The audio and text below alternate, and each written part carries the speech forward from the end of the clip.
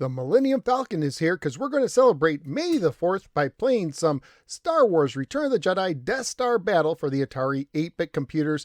Thank you to Ellis Greger, Vince B, and Joe T, who all nominated this game over at patreon.com. Let's go ahead and take Death Star Battle. Let's pop it in my 800XL and see how it holds up today.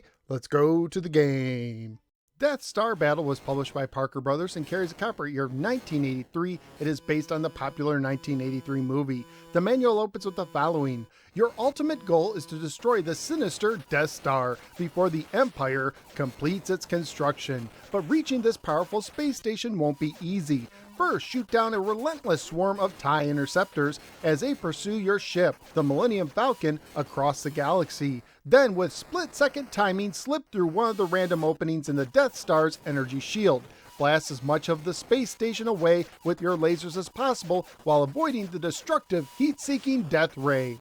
Then one quick shot to the Death Star's energy core and pow! The Death Star turns into an incredible burning mass bursting into hundreds of blazing fireballs.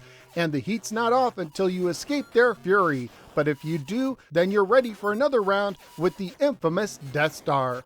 Death Star Battle is a shooter for 1 or 2 players alternating with 2 starting modes of difficulty. For the controls, you fly the Millennium Falcon with your joystick, including the ability to wrap around the sides of the screen and press the button to fire. You can only have one shot on screen at a time, so if you press the button while a shot is on screen, the first shot will disappear.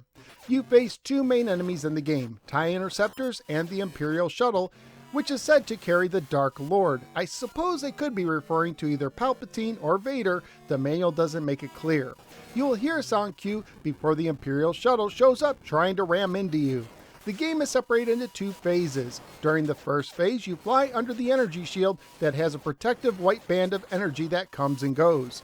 After a while, holes will start to open and close in the energy shield. Your goal is to fly through one of these holes while they're open and while the white band of energy is not fully formed. If you do this correctly, you will move on to the second phase. The goal of the second phase is to destroy the glowing energy core in the middle of the Death Star by blasting a path to it while avoiding enemies and a lovely death ray.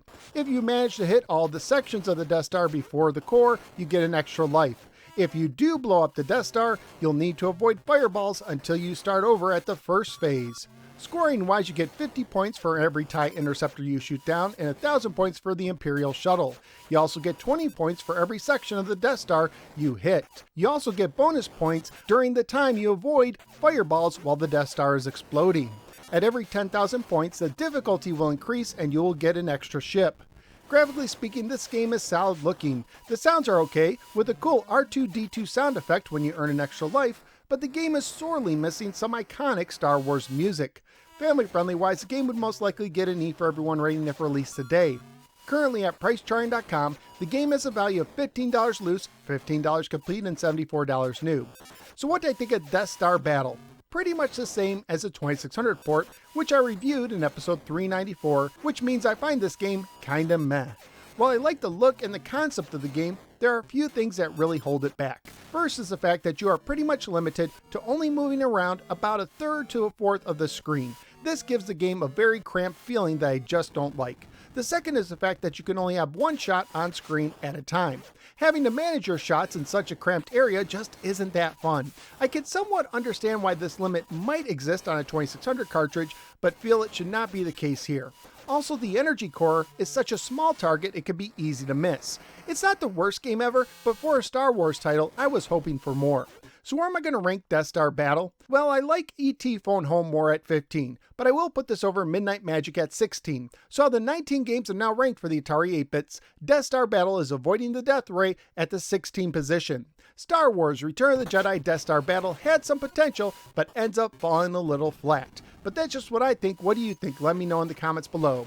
Also, please like, share, and subscribe. Follow me both on the Facebook and the Twitter, and click the bell so you don't miss any future videos.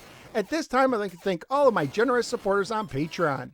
If you think these videos give you at least $1 per month of information and entertainment, please consider signing up to become a Patreon supporter at patreon.com/NoSwearGamer. Not only will you help keep the show going, but you may also get a chance to nominate and vote on games for me to review. Thank you for giving me a little part of your day, and I look forward to see you next time on the next episode of the No Swear Gamer. Take care, and may the 4th be with you to live long and prosper.